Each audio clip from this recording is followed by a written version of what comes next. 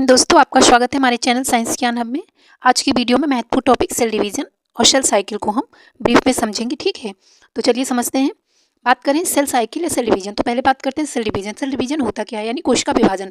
तो Rudolf Virchow ने क्या बताया था कि जो कोशिका विभाजन सिद्धांत इन्होंने दिया था, जैसा कि जब आपको सेल पढ़ाया गया उसमें बताया गया।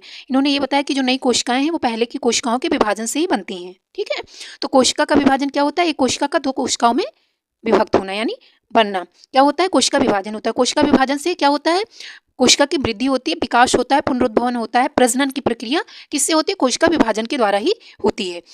अब बात करें सेल साइकिल की, तो सेल साइकिल क्या होता है, यानी कोशिका का निर्माण, ठीक है, फिर जो संतति कोशिका बनी है उसका फिर से विभाजन होना, ठीक है, बनना नई कोशिका, फिर उसका विभाजन होना। इस प्रक्रिया को जो साइकिल चलती है उसको क्या बोलते हैं, सेल साइकिल बोलते हैं।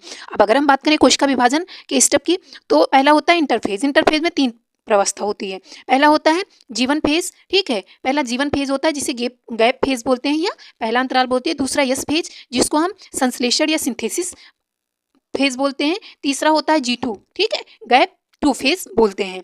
उसके बाद होता है यम फेज। तो यम फेज में दो प्रावस्था होती है, एक कैरियोकाइनेसिस होता है, दूसरा साइटोकाइनेसिस होता है। तो जो कैरियोकाइनेसिस होता है इसमें केंद्रक का विभाजन होता है। किसका होता है, केंद्रक का। और जो साइटोकाइनेसिस होता है इसमें साइटोप्लाज्म का। किसका होता है, साइटोप्लाज्म का विभाजन होता है। और उसके बाद यम फेज के दो प्रोसेस है, एक माइटोसिस होता है, दूसरा मियोसिस होता है। तो माइटोसिस में क्या होता है, माइटोसिस समसूत्री विभाजन होता है। समसूत्री मतलब क्या होता है कि सेल जो क्रोमोसोम्स है, क्रोमोसोम्स की संख्या जो मतलब क्या है, ये जनक सेल है, ठीक है, मतलब जो जनक सेल है वही संतति सेल में होगी। क्रोमोसोम्स की संख्या बराबर होती है, यानी जैसे ये सेल है, ठीक है, इसमें हम बात कर रहे हैं माइटोसिस की, तो इसमें 20 क्रोमोसोम्स हैं, तो दो बनेंगी, ठीक है, दो जो संतत सेल बनेंगी उसमें क्या होगा, इसमें भी क्रोमोसोम्स की संख्या कितनी होगी, 20-20 बराबर होगी। कितनी होगी, 20-20 बराबर होगी। अब अगर हम बात करते हैं मियोसिस की, और ये जो समसूत्री विभाजन या माइटोसिस होता है ये देही कोशिका में पाया जाता है, ठीक है, सोमैटिक सेल में पाया जाता है।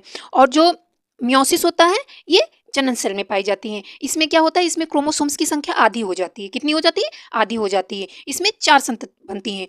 तो देखिए जैसे कि इसमें ये जनक सेल है, इसमें 20 है, तो जो बनेंगी यानी डॉटर सेल बनेंगी तो उसमें 10 होंगे। कितने क्रोमोसोम्स, 10-10 हो जाएंगे, ठीक है। उसके बाद फिर यहाँ पे इसमें ये अवस्था कई चरणों में जाके होती हैं। ये तो इसको विस्तार से जानने के लिए आप हमारे चैनल को सब्सक्राइब करिए, ठीक है, और फिर प्लेलिस्ट में जाके वीडियो को देखिए, उसको विस्तार से आपको बताया गया है।